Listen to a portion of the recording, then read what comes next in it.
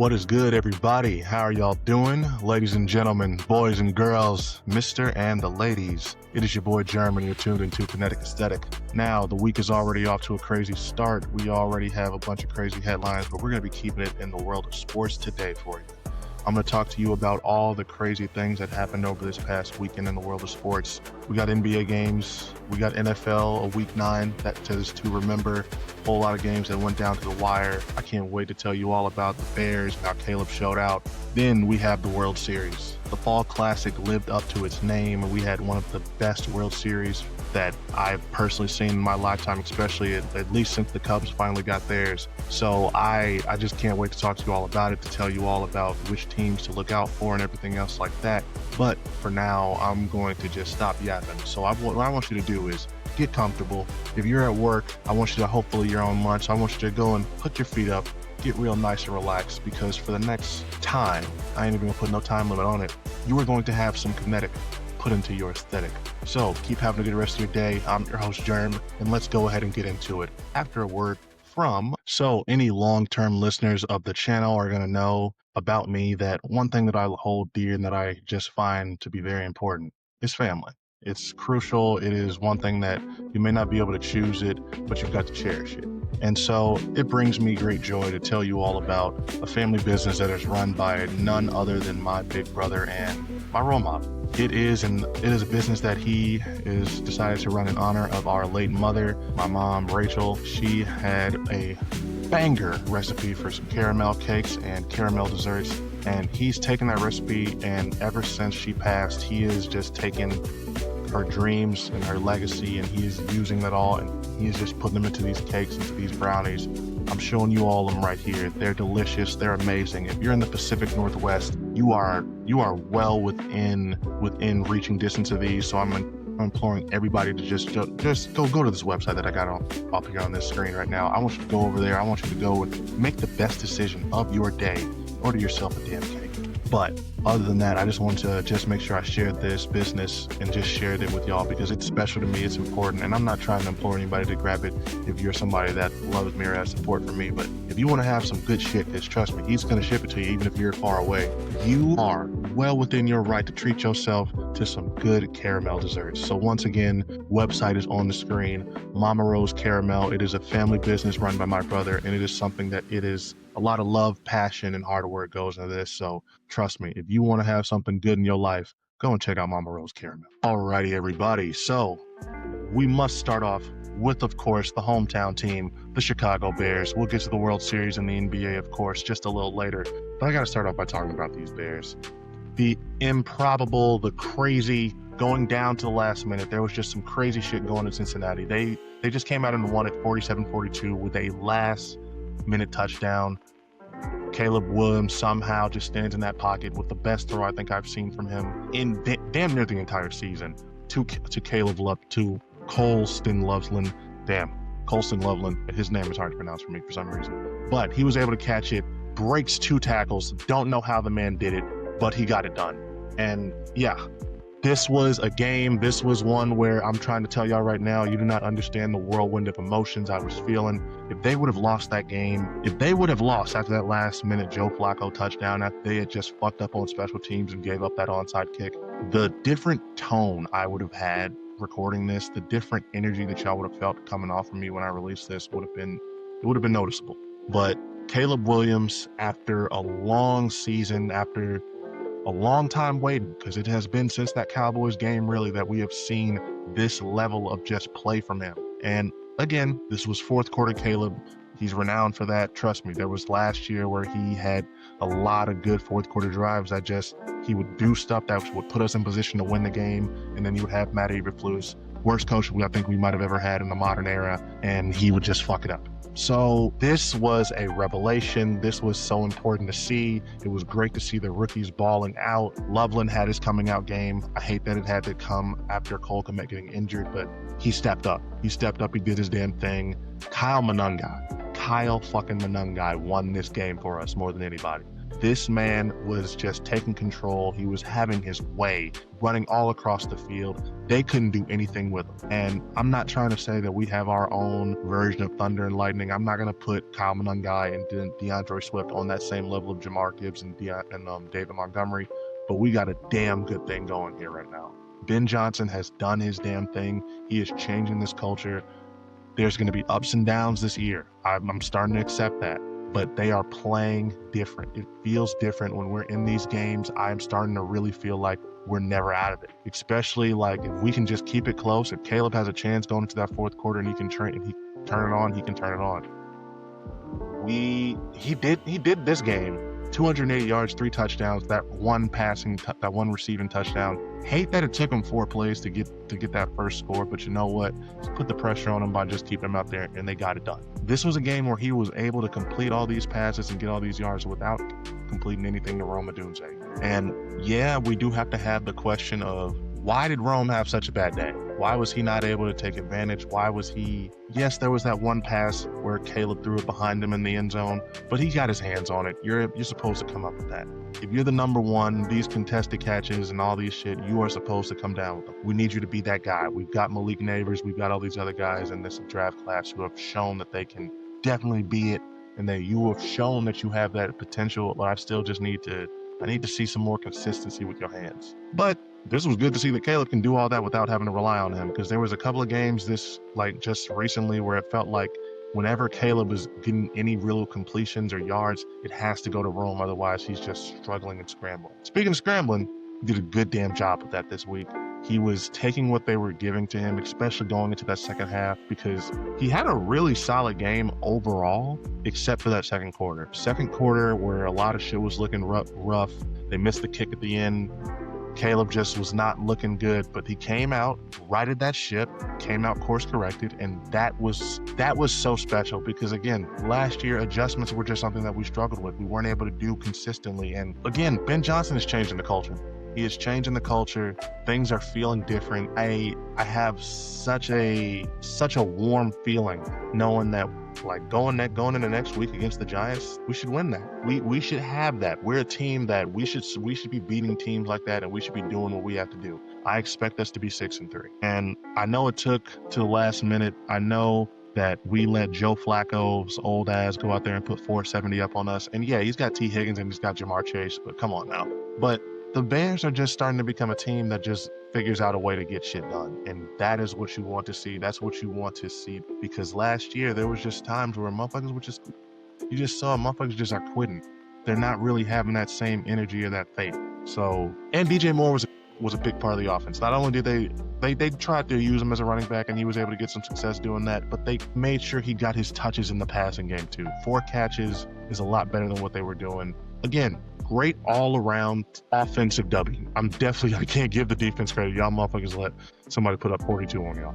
Special teams also. I hate to end it by talking about the most negative thing, but what the fuck is going on with our special teams? They are turning into hot ass. I don't know what's going on with the coach. I don't know if he's not like putting niggas in their place, but they have just, every time they kick the ball off, I expect the opponent to start on the 40 or the 35-yard line. Every time they're in some situation where they're going to have to do an onside kick, I'm expecting the team to somehow get it because the Bears are going to do some dumb shit. Like, motherfucker let it touch his foot, and it's just like silly shit. And it almost lost us this game. Like, that's why I have so much happiness for Caleb in the offense, because this is a game that the other sides of the ball were trying to lose for you. And they somehow got it done. Like, shit. You heard Jamar Chase. If you haven't heard him, this nigga's walking back through the sideline, just literally saying one fucking stop. And that's all they couldn't do. And hey, fourth quarter Caleb, you better be ready for him, because he is a different animal. He's a different beast. And this is going to sound crazy. This might be me jumping the gun a little bit. If we are able to win this next game, get to 6-3, maybe get to 7-3, 7-4, I really feel like people need to watch out. Because yes, we make a lot of penalties. We do a lot of dumbass shit. But I really do feel like people are waiting on Caleb to like have that consistency stretch and really come together.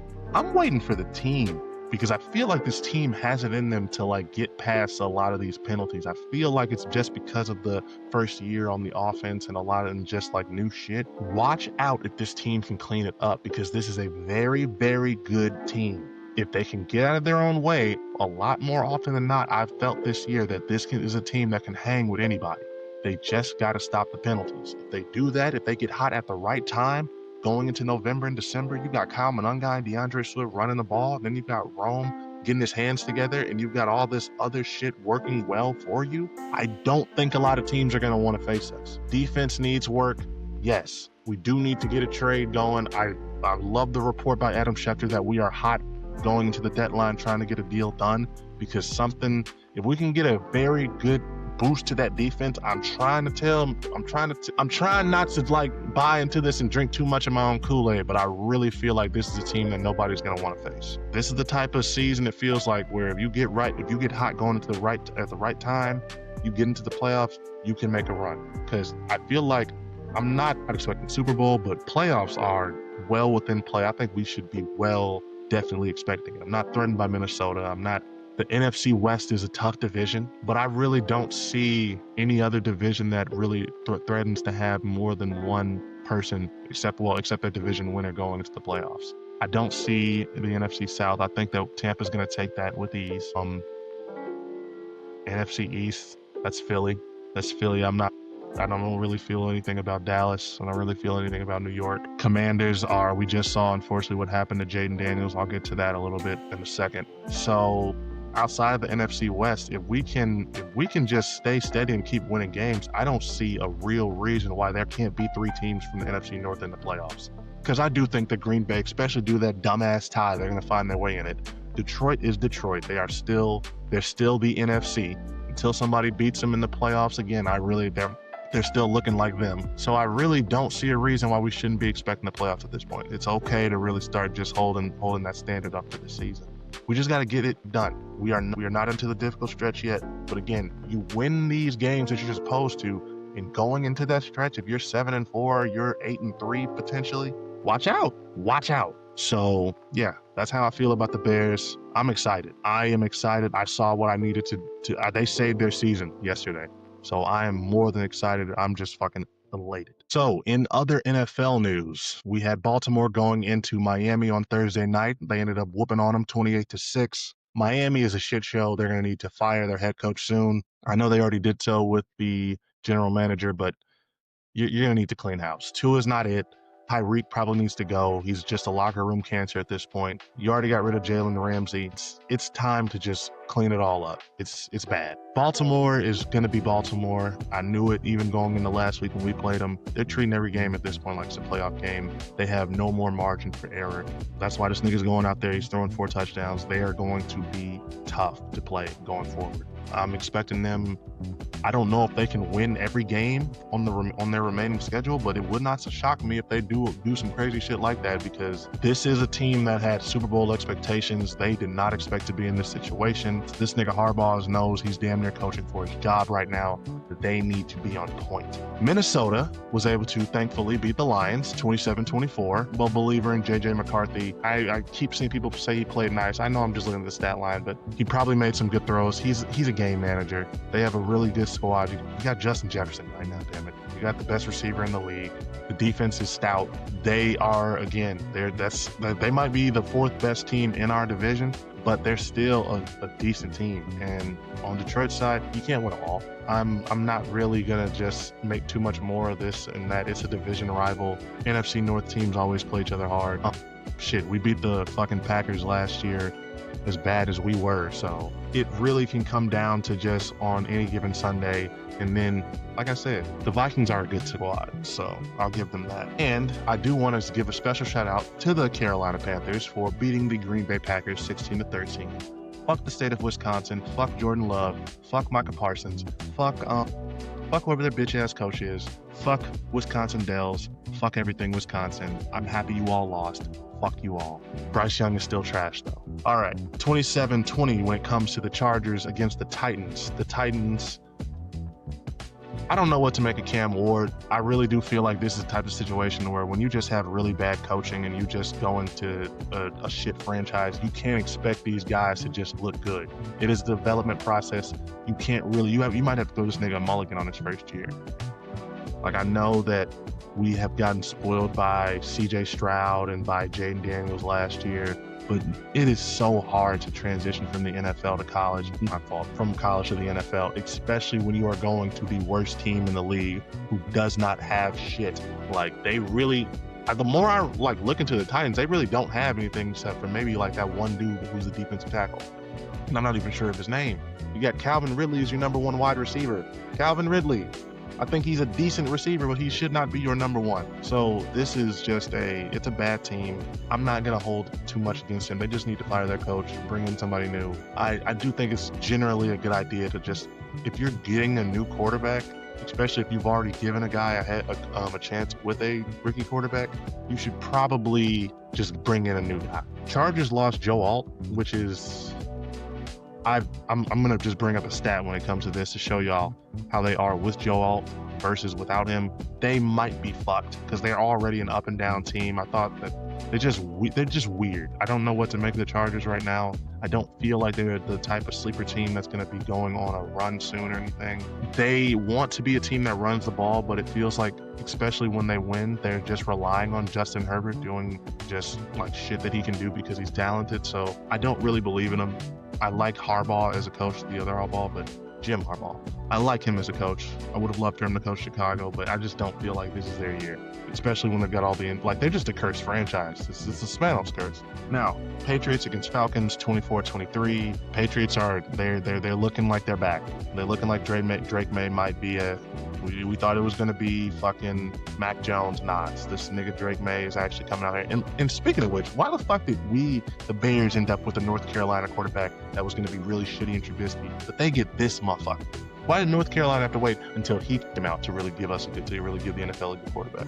Fuck North Carolina. Well, actually, don't fuck North Carolina. They gave us Michael Jordan. 49ers against the Giants. Again, NFC West. That is this man, Kyle Shanahan, for all the shit that he gets for like blowing games and choking, does not matter how many people on that team get talented. They find a way to win, and they find a way for that team to just like stay steady. 6-3 with all the injuries that this man has been dealing with.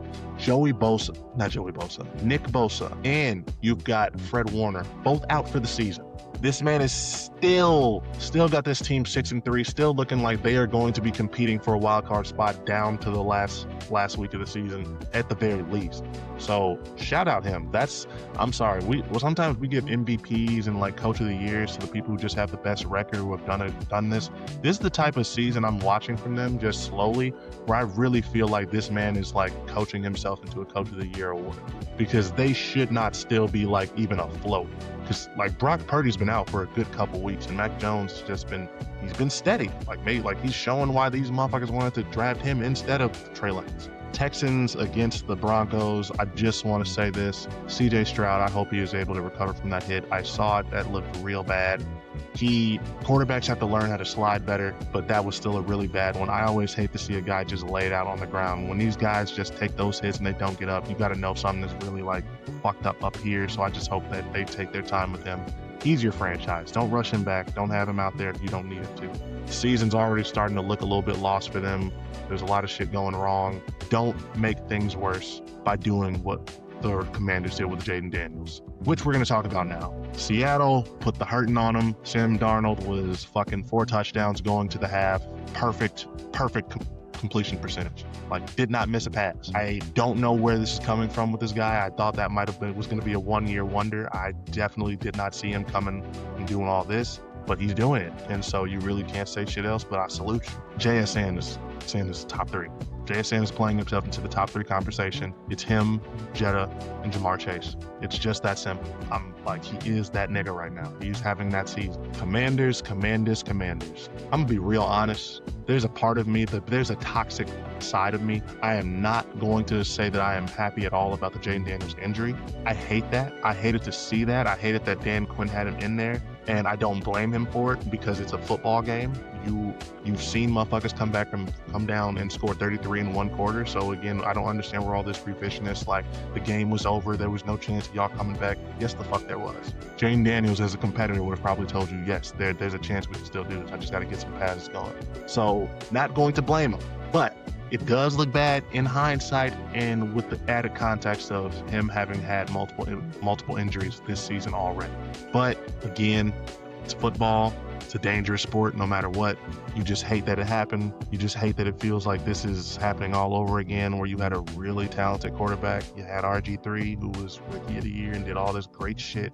Then he just got injured, and it's like because they didn't manage it right. So hate to see it happen.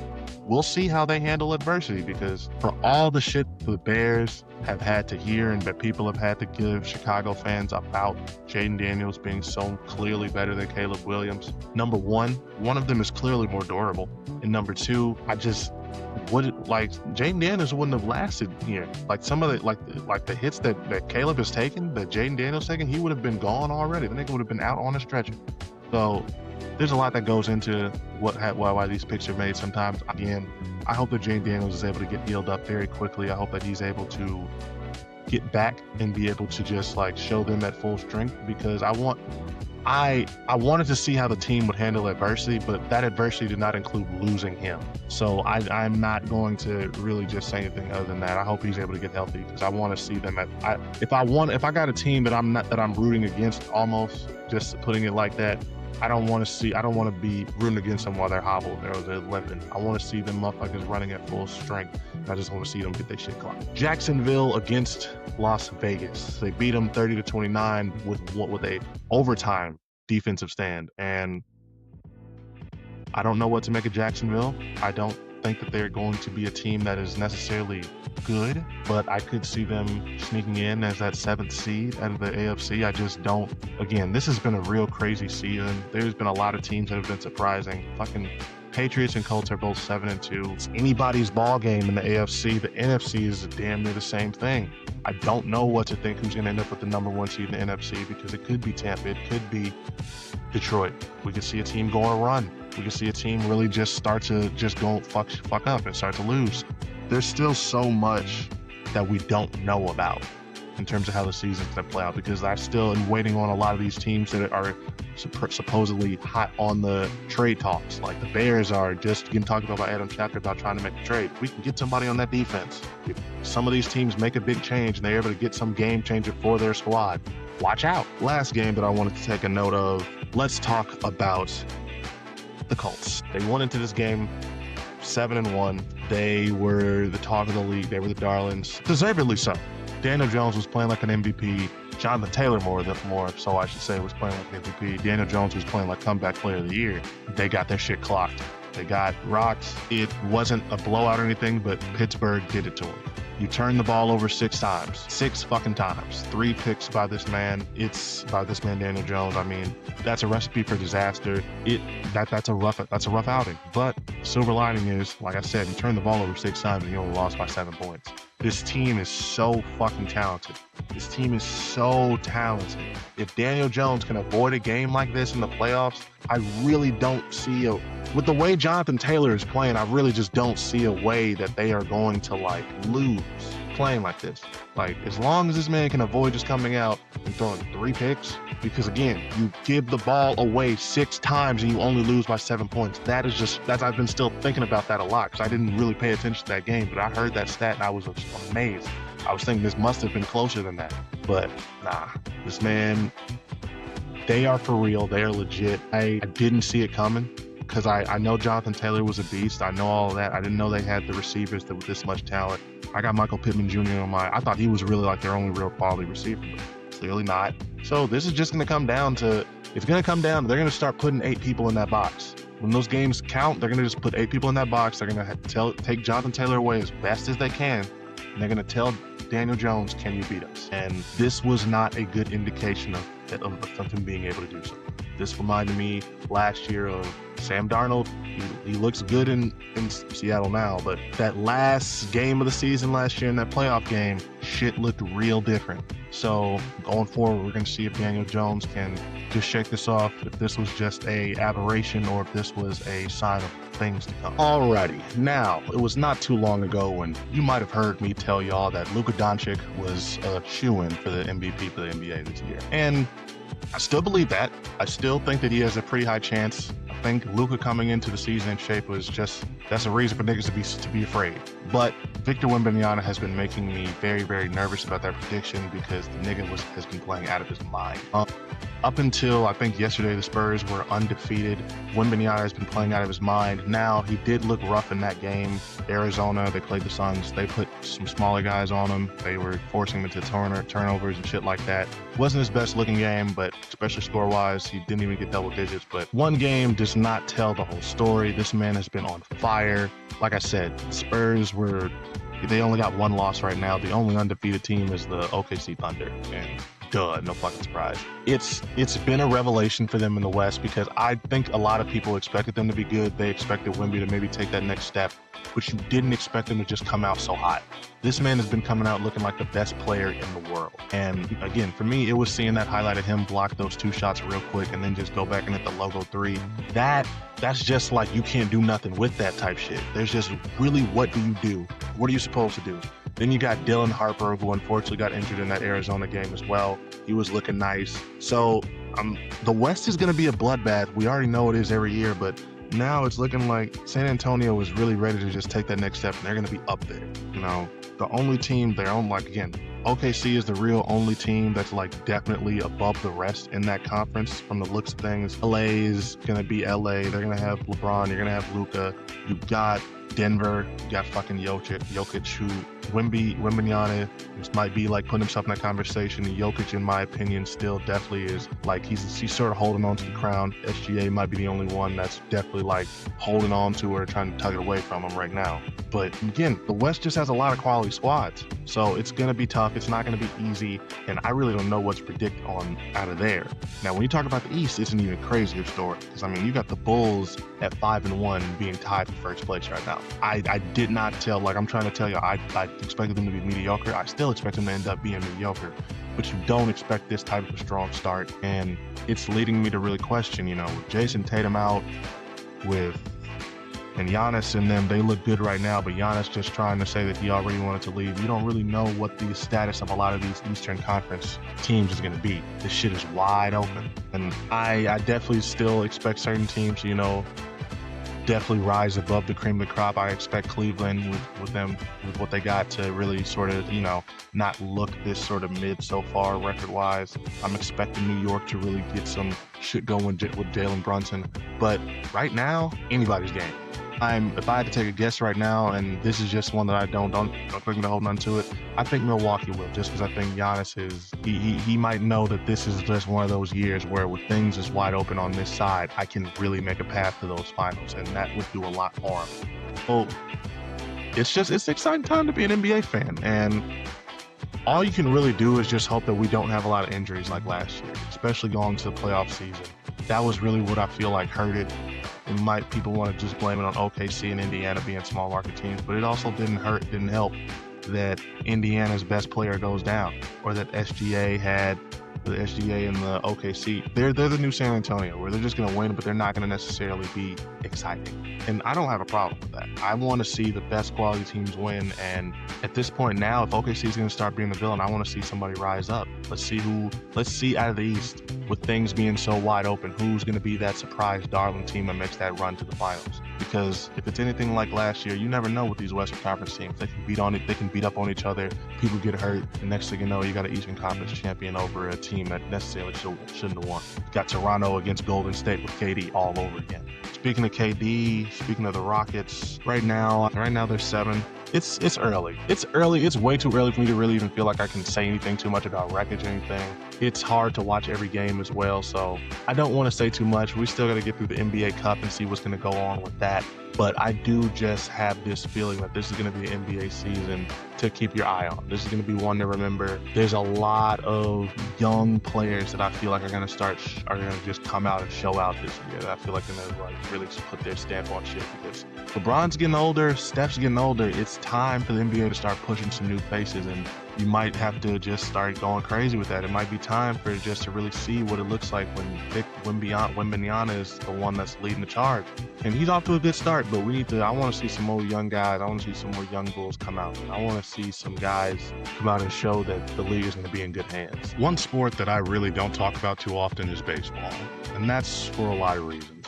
Growing up, baseball was always that odd sport that, yeah, it was fun to play. There's nothing more fun usually than just sitting around throwing a baseball and trying to swing that bat and see if you can get a home run or anything like that. But there was just something about just sitting there and trying to watch a baseball game that I just found so enticingly boring. I don't know if it was the just long innings, the potential for just watching nothing but great pitching, which, as cool as it is, can get very, very boring when you just go a whole game without seeing somebody hit. And the fact that maybe it was just taking up so much time on ESPN when a lot of times I just want to watch sports. But baseball just ended up being that odd sport that, yeah, I enjoyed seeing it in person. Yeah, I would play a video game of it, but I was not trying to watch it on TV, and I was not trying to go out of my way to really enjoy it. This year, this season, this playoff baseball has changed my entire perspective when it comes to the sport, when it comes to everything. Living in Seattle, watching this Mariners postseason run, watching all of the moments, watching Cal hit that grand slam in the 8th inning, watching them just go and try to make it to their first World Series, and just watching the emotion, watching the joy and the tears and the heartbreak out of the fans. Just at my job, just constantly seeing these people just get so excited and just see them want to finish it and complete the job. It made me realize just how special baseball can be. Seeing the Cubs just go on the run that they did early, with PCA just bringing some excitement and a new fresh face to the franchise after I really hadn't seen much to get excited for since Chris Bryant left. That was amazing. And Kyle Schwarber too. That was amazing. This World Series, Shohei Ohtani, Vlad Guerrero, it was amazing. It's crazy, and as much as I can say fuck Toronto for being the team to fuck up Seattle's chances to get to that World Series, damn did they play their asses off. Damn did those guys give it their all. They were trying to bring the first title to that country, baseball title to that country since '93, since they went back-to-back, and they gave it their all. They went 7 games with the best team in baseball, with Shohei Ohtani, with Yamamoto out there. They threw everything they had at the Blue Jays and still took them 7 games to the wire, extra innings, and by God was I entertained. Shohei Ohtani, again, just to bring him up, that motherfucker he's special. He is so special. He is the best baseball player I think I probably will see in my lifetime, unless there's somebody else who's going to come out and be able to throw the way he did, just pitching wise, and then hit 3 home runs in the same game. That is an otherworldly performance. I always wondered why pitchers were such bad hitters, and doing the research and understanding just how different the skill sets are. This man, what you are seeing with him, you're not going to see again or for a long time. You have to appreciate this. This is either he's an anomaly, and then just Will Smith, the stat about him, every team he's went to since 2020 has won the World Series. I need this nigga on the Cubs like tomorrow. This is the storylines, the shit that was happening, everything that was going on. The series itself, to just match each other on games 1 and 2, go down like that. Then you have the Blue Jays take that 3-2 lead in games 3 and 4. In games 4 and 5. Man. The Dodgers win that game the way they did in game 6, and then game 7 to just be the game that it was. This is a special season of baseball. Vlad had a legendary postseason run his damn self, hitting all those home runs. This is just a revelation. I legit have not been that excited watching baseball ever in my life. There were so many times where I was damn near paying more attention at my own job to that screen, just trying to see if they were going to be able to get that last out, or if somebody was going to be able to hit that special home run. I'll just put it to you this way. I'm really fucking mad I missed Cal's home run in that 8th inning. Like, that was one that I wish I would have just been able to experience that moment, because the moments that you must have been feeling in Toronto, or in LA, just being a fan of those teams and just seeing these moments happen. Again, we had the fucking Mariners play, I want to say that was 18 innings against the Blue Jays. And then you've got them doing the same thing in the World Series in Game 3. This is a special postseason of baseball. The Fall Classic lived up to its name. If you are somebody who's a fan of baseball, or you're somebody who's thinking about getting into it, now's the time. The metrics are up on every statistics you can think of. People are getting way more intrigued. It's not just America's pastime anymore. I've heard somebody say it's global now, and it really is true. Like, if Shohei is showing us anything, is that Japan is creating better baseball players than us right now. So this is just a great time. It is like, I never thought that I would see baseball just become almost what I always knew soccer to be globally, but it really is doing. And it's just a great time to be a fan of the sport. Like, I'm catching myself. Like, I really just want to know what moves they're going to be making. I want us to keep PCA around. I want us to really open up that checkbook. We need to start paying some motherfuckers. We really need to start making a run, because I want it now. I want to see it. There's so much greatness out there. This is what baseball needed, because the young people are getting more intrigued and shit. You're getting even the old guys like myself, the unks. So just shout out baseball, shout out Shohei, shout out the entire MLB, because this postseason was a spectacle. It was something to remember, and I want to see more. All in all, this has been a crazy week of sports. Like I said already, baseball is on the upswing. Very excited to see what's going to be happening, even in the off season, everything like that. NFL week 9 was crazy, and I already can't wait for week 10. Can't wait to see what the Bears are going to do against the Giants, and a whole bunch of other games that are going to be going on slated for it. And then the NBA. We're early into the season, but it's already off to a great start. Already a bunch of new, exciting young players who are showing their stuff. New teams that we didn't expect to be doing so well so early, like my Bulls showing out. So we'll see what keeps up. We'll see who falls off the wagon. And we'll see what's for real. But once again, make sure you like, follow, subscribe on whatever platform that you're listening or watching me in on. And other than that, just have a wonderful rest of your day. Continue to be good people. Tell your friends and family that you love them. And have a good rest of your evening.